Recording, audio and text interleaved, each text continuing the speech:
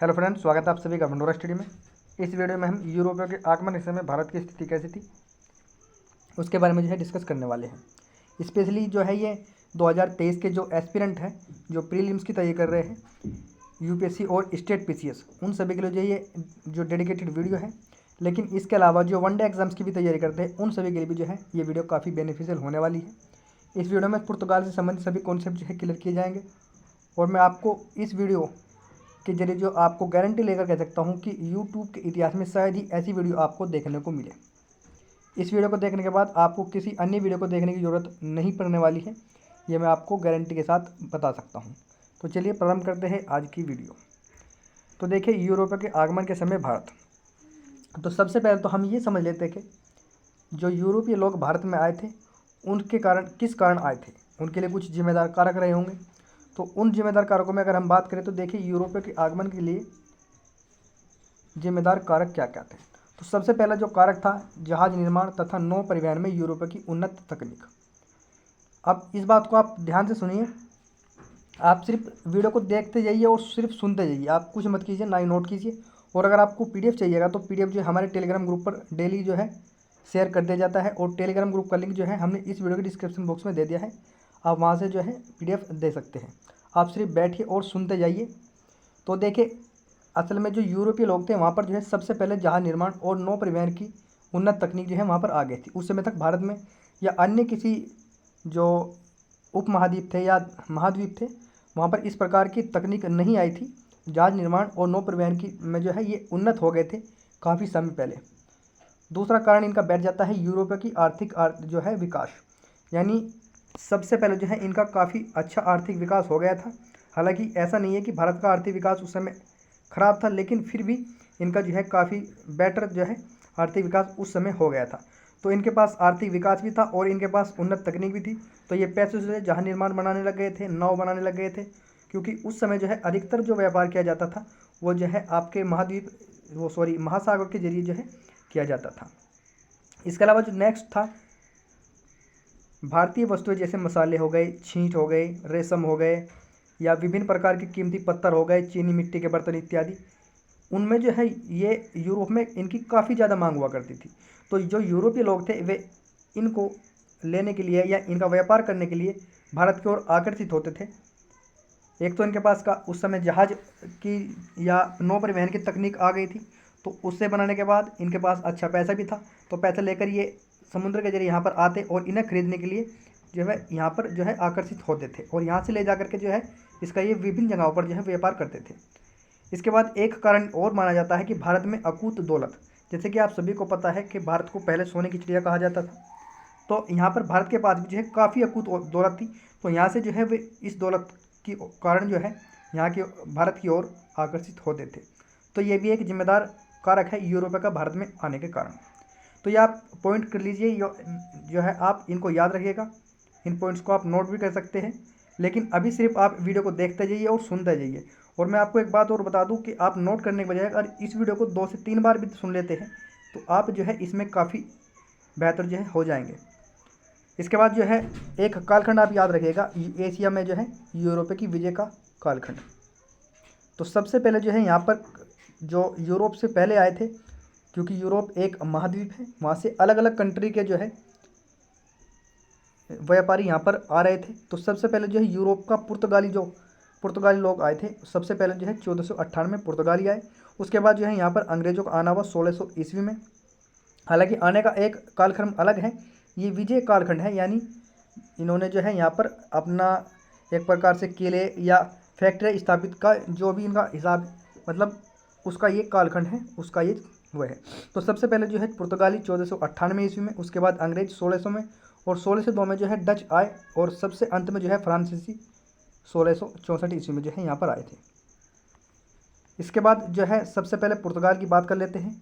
इसके बाद next video में हम अंग्रेज़ों के बारे में, फिर फ्रांसीसी और डच के बारे में, इन सभी के हिसाब से अलग अलग वीडियो बना लेंगे। तो अब प्रारंभ करते हैं पुर्तगालों के बारे में।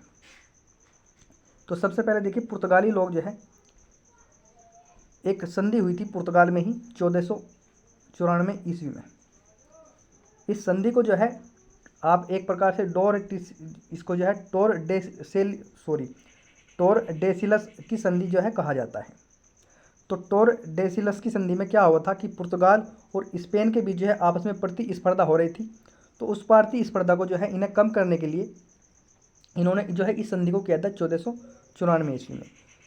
ये संधि कैसी थी? तो देखिए, पुर्तगाल और स्पेन के बीच जो है अटलांटिक में जो है एक आभासी रेखा खींची गई और इसके द्वारा जो है पुर्तगाल के लिए पूर्व और स्पेन के लिए जो है पश्चिम के जो गैर ईसाई देश है उनको बांटा गया। यानी इस संधि के लिए जो आपकी टोरडेसिलस की संधि है जो 1494 में हुई थी, इस संधि के जरिए जो है एक आभासी रेखा खींची गई और उसमें यानी उसमें डिसाइड किया गया कि जो स्पेन है वो पश्चिम की ओर जो है, यानी जो पुर्तगाल है वहाँ से पश्चिम की ओर व्यापार करेगा, जो गैर ईसाई दुनिया है वहाँ पर जाकर व्यापार करेगा, और जो पुर्तगाली लोग हैं वो पूर्व की ओर जो है व्यापार करेंगे। तो जैसे कि आप देखिए, पुर्तगाल से अगर आप देखेंगे तो हमारा जो भारत है वो पूर्व की ओर पड़ता है। तो ये जो है पूर्व की ओर व्यापार करने के लिए आए, तो इसलिए पुर्तगाल यहाँ पर आए और स्पेनिश जो लोग हैं वो पश्चिम की ओर व्यापार करने के लिए गए। तो सबसे पहले जो है इसको आप याद रखिएगा। इसके बाद जो है पुर्तगाली यहाँ पर आना प्रारंभ करते हैं और पुर्तगाली में जो है सबसे पहले वास्को डी गामा जो है भारत पहुँचते हैं। तो वास्को डी गामा जो है 1498 ईस्वी में जो है आशा अंतरिप होते हुए कालीकट पहुँचे और उसका जो है स्वागत जमोरिन, जो कि कालीकट के ही राजा थे, उनके द्वारा जो है वहाँ पर किया गया। देखिए यहाँ पर जो है जो मैं आपको पढ़ा रहा हूँ ये एक प्रकार से मेरे नोट हैं और मैं आपको फिर से जो है गारंटी लेकर बता सकता हूँ कि शायद ही यूट्यूब के अभी तक के इतिहास में पहली बार जो है आपको इस प्रकार का कंटेंट दिया जा रहा है। शायद ही किसी ने जो है आपको इस प्रकार से समझाया होगा, इस प्रकार से पढ़ाया होगा। और मैंने सभी जो है लिमिटेड, मैं ऐसा नहीं कि पूरी बुक्स या कुछ वह है, ये सिर्फ नोट है और ये लिमिटेड जो है पॉइंट्स मैंने नोट किए हुए हैं और इनको ही सिर्फ आप याद कर लीजिए। इसके बाद कुछ और न करने की आपको ज़रूरत नहीं पड़ने वाली है अगर आप यूपीएससी या स्टेट पीसीएस की तैयारी कर रहे हो। और अगर आप वनडे एग्ज़ाम की भी तैयारी कर रहे हो तो भी इन्हीं पॉइंट से जो है आपसे जो है क्वेश्चन लगातार बनते रहते हैं। तो आपको सिर्फ इन वीडियो को देखने के बाद इसका पीडीएफ जो है मैं टेलीग्राम ग्रुप में डेली जो है शेयर कर देता हूँ और टेलीग्राम का जो है लिंक इस वीडियो के डिस्क्रिप्शन बॉक्स में डाल दिया गया है। वहाँ से जो है आप ये पीडीएफ डाउनलोड करके पढ़ सकते हैं। आप सिर्फ सुनते जाइए। तो वास्को डी गामा के बारे में आपको सिर्फ 3 पॉइंट याद रखने हैं कि वास्को डी गामा जो है 1498 ईस्वी में आशा अंतरिप होते हुए कालीकट पहुँचा था और उसका स्वागत जो है कालीकट के ही राजा थे जमोरिन, उन्होंने किया था। इसके बाद जो है 1502 ईस्वी में वास्को डी गामा की दूसरी यात्रा होती है, यानी 1502 में दोबारा से जो है वास्को डी गामा भारत आते हैं और ये जो है कालीकट, कोचीन व कन्नूर में जो है व्यापारिक केंद्रों की स्थापना करते हैं। तो 1502 में जो है वास्को डी गामा दोबारा से जो है भारत आते हैं। सबसे पहले 1498 में आते हैं। 1498 ईस्वी में यहाँ पर व्यापार मतलब यहाँ की खोज करने के लिए एक प्रकार से आते हैं कि उन्हें पता नहीं था कि भारत कहाँ पर पड़ता है। इसके बाद दोबारा से जो है 1502 में आते हैं और उस समय जो है 1502 में कालीकट, कोचीन और कन्नूर में ये व्यापारिक केंद्रों की स्थापना करते हैं और उनकी जो है किलेबंदी करवा देते हैं।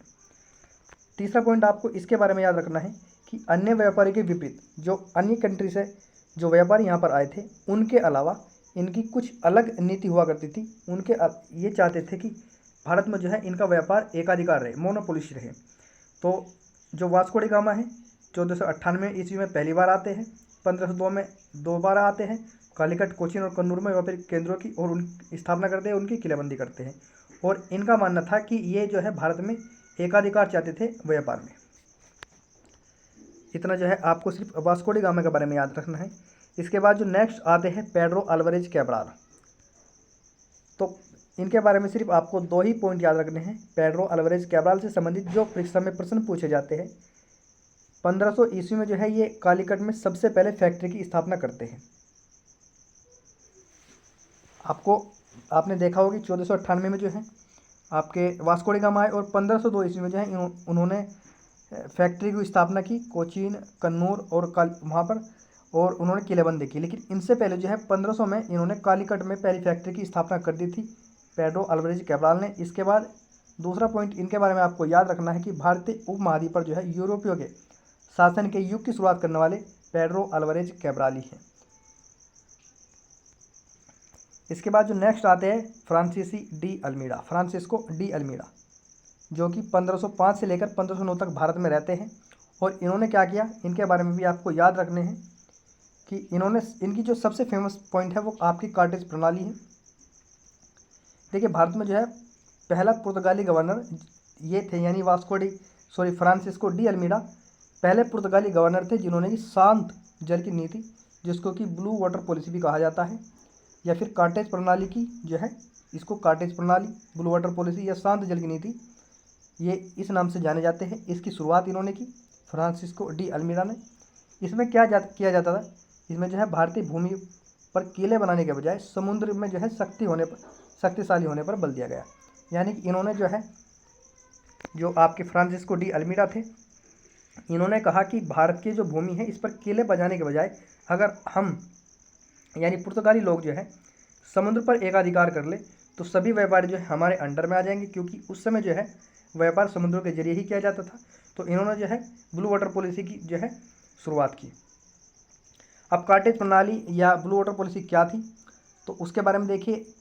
जो आपके कार्टेज प्रणाली थी, ये जो आपका हिंद महासागर था, क्योंकि ऊपर तो अगर हम ऊपर की ओर जाएंगे जम्मू कश्मीर की साइड में, तो वहाँ पर तो सभी स्थल है, नीचे ही जो है समुद्र है, हिंद महासागर। तो हिंद महासागर में जो है पुर्तगालियों द्वारा जारी जल परिवहन या लाइसेंस था। कार्टेज प्रणाली जो है एक प्रकार का लाइसेंस होता था, जैसे आज का ड्राइविंग लाइसेंस होते हैं या अन्य लाइसेंस।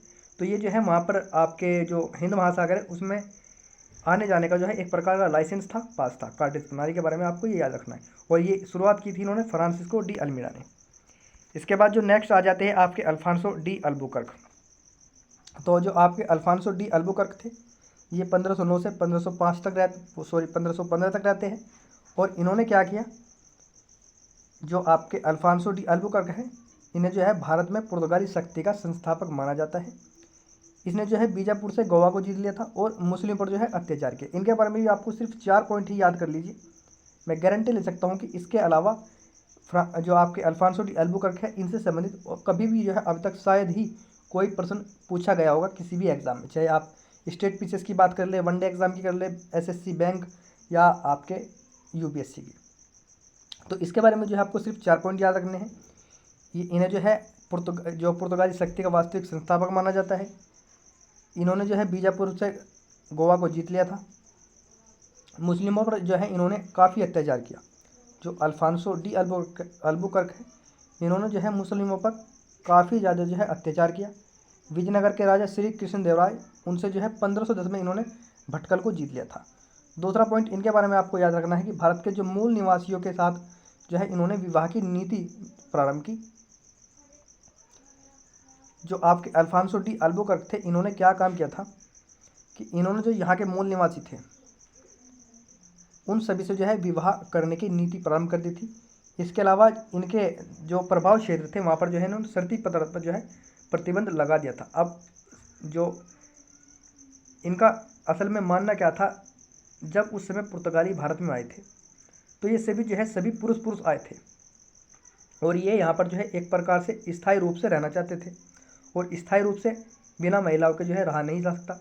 और अगर वहाँ से आए तो काफ़ी समय जो है महिलाओं को लाने में। तो ये इन्होंने क्या काम किया कि जो यहाँ की महिलाएं थी, इन्होंने देखा कि यहाँ पर एक बहुत बुरी प्रथा चलती है, सती प्रथा। जिन महिलाओं के पुरुष मर जाते हैं तो उन्हें जो है उनकी चिता पर बिठाकर उन्हें भी जिंदा जलाया जाता है। तो इन्होंने सोचा कि अगर हम जिनके पति मर गए हैं, जिनको की चिता पर ये जलाया जा रहा है, अगर हम इनसे विवाह कर ले, जो इनसे बच्चे उत्पन्न होंगे तो वे हमारे होंगे। तो इन्होंने जो है एक प्रकार से सती प्रथा पर प्रतिबंध लगा दिया था और विवाह की जो मूल निवासी थे उनके साथ जो है विवाह की नीति प्रारंभ की। इसके अलावा 1515 में अल्बुकर्क की मृत्यु हो गई तथा उस समय तक जो है पुर्तगाली जो अल्बुकर्क थे 1515 में मर जाते हैं। लेकिन इनकी मृत्यु के बाद जब इनकी मृत्यु होती है उस समय तक जो है पुर्तगाली भारत में सबसे मजबूत नौसेना शक्ति रूप के यानी नौसैनिक शक्ति के रूप में एक प्रकार से स्थापित हो चुके थे। 1515 ईस्वी में जो पुर्तगाली लोग थे उनकी लगभग सभी नौसैनिक शक्ति इतनी मजबूत हो गई थी कि उस समय के कालखंड में किसी के पास ऐसी नौसैनिक शक्ति नहीं थी। तो इसके बाद जो आते हैं आपके नीनू डी कुन्हा। हालांकि ऐसा नहीं है, देखिए ये 1515 में मर जाते हैं। इसके बाद लगभग 14 साल तक जो है पुर्तगाली गवर्नर आते रहे, अपना कार्य करते रहे, लेकिन उन्होंने कुछ ऐसा नहीं किया कि उनको पढ़ने की ज़रूरत पड़े। सिर्फ उसके बाद सीधे आप जो आपके नीनू डी कुना है, उनके बारे में कुछ लिखा हुआ है, उल्लेख किया गया है। तो देखिए जो आपके नीनू डी कुना है ये 1529 से लेकर 1538 तक भारत में रहे। इनके कार्यकाल में क्या है, 1503 में कोचीन जो है, कोचीन के बदले जो है गोवा को राजधानी बना दिया गया था। पहले इनकी राजधानी कोचीन थी। जो आपके नीनू डी कुना है इन्होंने उसको राजधानी को बदल कर गोवा बनाया। इस प्रकार जो है भारत में पुर्तगाली उपनिवेश की राजधानी जो है गोवा बन गया था। इसके बाद जो आपके नीनू डी कुना है उनके शासनकाल में जो है दीव और वसाई को गुजरात के राजा बहादुर शाह से छीन लिया गया और पुर्तगाल पर जो है उसका पुर्तगालियों का जो है उस पर कब्जा हो गया। जो दीव है और वसाई है ये गुजरात के राजा बहादुर शाह से इन्होंने छीन लिया था और पुर्तगाल का जो है उस पर कब्जा हो गया था पुर्तगालियों का। इसके बाद जो तीसरा पॉइंट है जो आपको याद रखना है, बहादुर शाह जो है 1537 ईस्वी में ये हिंदी नहीं है, ये टाइपिंग मिस्टेक है, पुर्तगालियों से लड़ते हुए जो है मारे जाते हैं। 1537 में जो है पुर्तगालियों से लड़ते हुए मारे जाते हैं। और चौथा पॉइंट आपको याद रखना है कि यह एक वैवाहिक नेता था, यानी जो आपके नीनू डी कुना है ये एक प्रकार से वैवाहिक नेता थे। इन्होंने पश्चिमी तट के क्षेत्र से परे भी पुर्तगाली साम्राज्य का जो है विस्तार किया। जो पश्चिमी तट है इसके अलावा जो अन्य छोटे छोटे द्वीप है उन पर जो है पुर्तगाली साम्राज्य का विस्तार करने का जो श्रेय है नीनू डी कुना को ही जाता है। उसके समय में जो है पुर्तगाली शक्ति का विस्तार जो है लगभग पूर्वी तट तक जो है हो गया था। तो ये जो है इनके बारे में आपको याद रखना है। इसके अलावा पुर्तगालियों की जो है एक धार्मिक नीति चलती थी, उससे भी जो है अक्सर करके जो है प्रश्न बनते जाते हैं। तो जो पुर्तगालियों की धार्मिक नीति कैसी थी उसके बारे में सिर्फ आपको 2 पॉइंट याद रखने हैं। इन्होंने जो है प्रारंभ में सिर्फ और सिर्फ मुसलमानों के प्रति जो है द्वेषपूर्ण भाव रखा, लेकिन बाद में धीरे धीरे जैसे समय बीतता गया इन्होंने जो है हिंदुओं के प्रति भी द्वेषपूर्ण भाव रखना प्रारंभ कर दिया। पहले ये जो मुसलमान लोग होते थे, जो मुस्लिम धर्म को मानने वाले थे, उनके पास जो है उनके प्रति जो है ये अधिकतर द्वेषपूर्ण भाव रखते थे। बाद में जो है हिंदुओं के प्रति भी द्वेषपूर्ण भाव रखने लगे और 1529 में एक जगह उल्लेख किया गया है कि 1579 में बादशाह अकबर को जो है ईसाई धर्म में परिवर्तित कराने के लिए ईसाई मशीनरियों को भी जो है पुर्तगालियों ने उनके पास भेजा था। तो देखिए कितने बड़े बड़े जो है कारनामे उस समय करने लग गए थे कि एक यहाँ का जो बादशाह अकबर है उसका भी जो है धर्म परिवर्तित ये कराना चाहते थे, ईसाई जो है बनाना चाहते थे। हालांकि अकबर ने अपना धर्म नहीं छोड़ा, नहीं त्यागा, लेकिन जो आप देखते होंगे कि उन्होंने एक धार्मिक सभा बनाने की कोशिश की थी अकबर ने, तो वो जो है इनसे संबंधित थी कि सभी धर्मों में क्या क्या अच्छाई है उन सब के लिए जो है जो बादशाह अकबर ने एक भवन बनाया था वो इसी कारण जो है बनाया था। इसके बाद जो नेक्स्ट आ जाता है आपका भारत में पुर्तगालियों के पतन के लिए जिम्मेदार कारक।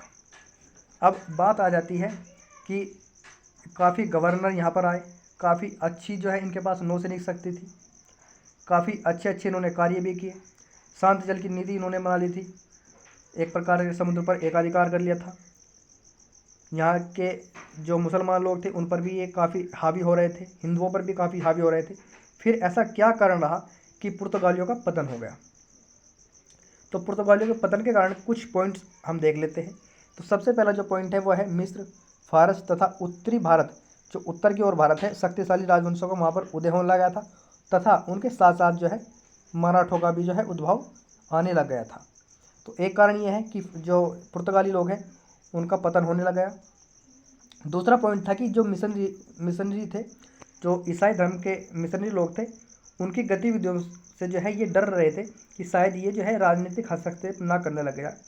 इसके अलावा ये एक काम और करते थे, उत्पीड़न, जैसे कि न्यायिक जांच की जो घटना है, ये उत्पीड़न न्यायिक जांच की घटना से भी जो घटना उत्पन्न होती थी उससे भी जो है इनके अंदर डर हो गया था कि ये जो है हमारे जो न्यायिक जांच हम करते हैं इसके भी खिलाफ ना हो जाए, और पुर्तगाली जो आध्यात्मिक दबाव के खिलाफ जो है इनकी प्रतिक्रिया का भी कारण बनी थी। जो ईसाई मिशनरी होते थे उनसे इन्हें डर रहता था कि जो हम उत्पीड़न यहाँ पर कर रहे हैं, जो हम जोर जबरदस्ती कर रहे हैं ईसाई मिशनरी, इसके खिलाफ जो है ना हो जाए।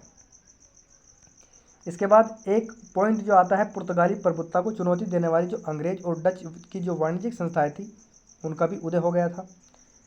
पुर्तगाली लोग जो है यहाँ पर व्यापार करने आए थे, साथ साथ ही अंग्रेज और डच भी आ गए थे।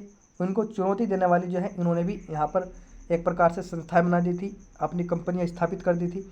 तो अंग्रेजी और डच की जो कंपनियां है वो भी इन्हें जो है इनके साथ प्रतिस्पर्धा करने लगी थी, कंपटीशन करने लग गई थी। तो ये भी जो है पुर्तगालियों का जो पतन का कारण रहा। इसके बाद भारत में पुर्तगाली शासक की समुद्री डकैती, अवैध व्यापार के साथ जो है बड़े पैमाने पर ये भ्रष्टाचार किया करते थे। अंग्रेजों ने भी किया, लेकिन अंग्रेजों से पहले जो है ये काफ़ी ज़्यादा भ्रष्टाचार कर गए थे। उस समय तक अंग्रेज इतने मतलब सक्षम नहीं थे, वे सिर्फ एक प्रकार से व्यापार ही कर रहे थे। लेकिन जो पुर्तगाली लोग थे ये समुद्री डकैती करने लगे थे, क्योंकि इनके पास जो है एक प्रकार से समुद्र के बारे में काफ़ी उन्नत जो है एक प्रकार की उन्नत स्थिति में थे। तो ये समुद्र में डकैती डालते थे, अवैध व्यापार करते थे, बड़े पैमाने पर भ्रष्टाचार करते थे। ये काफ़ी लालची हो गए थे और स्वार्थी हो गए थे। तो ये भी कारण रहा, अवैध व्यापार, भ्रष्टाचार, लालच भी जो है इनके पतन का एक मेन पॉइंट रहा, मेन कारण रहा। चौथा जो है आपका आ जाता है ब्राज़ील की खोज के कारण जो है उपनिवेशों का जो है पश्चिम की ओर प्लान होने लगा। यानी ब्राज़ील की खोज उस समय तक कर ली गई थी और जो उपनिवेशी लोग थे वे पश्चिम की ओर जो है प्लान कर रहे थे। तो इन्होंने भी जो है वहाँ पर प्लान करना बेहतर समझा। ये भी एक पॉइंट रहा कि जो पुर्तगाली लोग हैं उनके पतन के पीछे। तो ये तो पतन की बात हो गई। अब जो है पुर्तगाली लोग यहाँ से चले जाते हैं, सारी बात। उसके बाद उनका यहाँ पर आने का कुछ महत्व रहा होगा, कुछ उन्होंने काम किए होंगे जो कि भारत में वे छोड़कर चले गए। तो उनके बारे में भी जो है हम जान लेते हैं। तो देखिए एक पॉइंट तो है, पुर्तगालियों ने न केवल यूरोपीय युग की शुरुआत की बल्कि नौसैनिक शक्ति के उदय को भी जो है उन्होंने चिन्हित कर दिया था। तो जो हम नौसैनिक शक्ति का जो है इन्होंने लगभग अपने कार्यकाल में उदय कर दिया था। तो इनका एक ये महत्व रह जाता है। दूसरा, इन्होंने जहाज और ये पत्तों नहीं, ये पत्थर है, बंदर कहाँ है, पत्तन। तो इन्होंने जो है जहाज और पत्तनों के उपयोग की शुरुआत की थी। तो उसका एक ये महत्व रहा। दूसरा महत्व जो है इन्होंने पुर्तगाली समुद्र में उन्नत तकनीक में ये काफ़ी माहिर हो गए थे।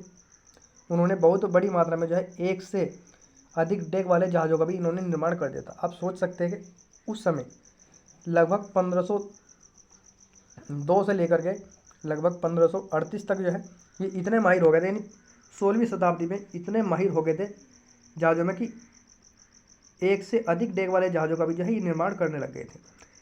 एक जो नेक्स्ट आ जाता है मिशनरियों, जो उस समय के ईसाई धर्म को मानने वाले थे, मिशनरी लोग थे। और चर्च भी जो है भारत में चित्रकार, नक्काशी और जो मूर्ति बनाने वाले थे उनका संरक्षण करते थे, जो ईसाई धर्म का प्रचार प्रसार करते थे। और जो उस समय के जो चर्च हुआ करते थे वे जो भारत में चित्रकारी करते थे, अच्छी नक्काशी करते थे, मूर्ति बनाते थे, उनका ये संरक्षण करते थे। तो ये भी पुर्तगालियों का महत्व है काफ़ी। और एक आपका आ जाता है पुर्तगाली संगठन बनाने में कुशल। पुर्तगाली लोग जो है संगठन बनाने में काफ़ी कुशल थे। उससे पहले सभी जो है अलग अलग क्षेत्र में अलग अलग जगह पर कार्य करते थे, लेकिन एक जगह इकट्ठा होकर संगठन बनाकर जो है काम करने की प्रणाली यहाँ पर नहीं थी। तो सबसे ये जो देन है पुर्तगाली जो संगठन की देन है, ये भी पुर्तगालियों की ही देन है। जैसे कि शाही शस्त्रागार, पहले जो शस्त्रागार थे वे बनाए जाते थे, लेकिन इकट्ठा एक जगह स्पेशल एक अलग जो है जगह नहीं हुआ करती थी। सब अपना, कोई कहीं पर बना रहा है, कोई अपने घर पर बना रहा है, कोई अपने किसी अन्य जगह पर बना रहा है, लेकिन सब इकट्ठे बनाने के लिए संगठन बनाने की प्रतिक्रिया जो बनाने की जो कुशल श्रेणी है वो इनमें ही देखी गई। जैसे जहाज़ बनाने के स्थान का निर्माण इन्होंने किया, पायलटों को नियमित प्रणाली का रख रखाव, यानी जो पायलट होते थे उन्हें बनाने के उनके लिए नियमित प्रणाली बनाई, रख रखाव के लिए बनाई, मानचित्र तथा जो निजी व्यापारिक जहाज़ों पर अंकुश लगाने के लिए इन्होंने जो राज्य बलों को खड़ा करना प्रारंभ कर दिया। जैसे कि आप देखते हैं राज्यों, जैसे आजकल की एक प्रकार से पुलिस होती है, तो इस प्रकार का जो है इन्होंने काम प्रारंभ कर दिया था। इन्होंने युद्ध की जो है यूरोपीय कला की भी शुरुआत की। इसके अलावा गोवा में चांदी के कामगारों को करने वाले तथा सोने के काम करने वाले सुनार की कला का भी जो है काफ़ी विकास किया। जो सुनार लोग हैं उनकी कला में भी जो है इन्होंने काफ़ी विकास किया। इसके बाद जो नोट आपको याद रखना है, पुर्तगाली लोग जो है भारत में सबसे पहले आए थे, लेकिन भारत में सबसे ही अंत में गए। सबसे पहले जो है यूरोप से पुर्तगाली लोग आते हैं, उसके बाद अंग्रेज आते हैं, डच आते हैं, फ्रांसीसी आते हैं, और जो सबसे पहले जाने की जो सबसे पहले जो यहाँ से जाते हैं वो आपके एक प्रकार से डच, फ्रांसीसी, अंग्रेज और फिर पुर्तगाली। पुर्तगाली सबसे पहले आते हैं और सबसे अंत में जाते हैं। तो आई होप आपको हमारी ये वीडियो पसंद आई होगी। अगर आपको वीडियो पसंद आई है तो वीडियो को लाइक करें, चैनल को सब्सक्राइब करें। तब तक के लिए धन्यवाद। और अगर आपको PDF चाहिए तो PDF जो है हमारा जो वीडियो के डिस्क्रिप्शन बॉक्स है उसमें हमारे टेलीग्राम का लिंक दिया हुआ है, आप वहाँ से जाकर जो है PDF को डाउनलोड कर सकते हैं।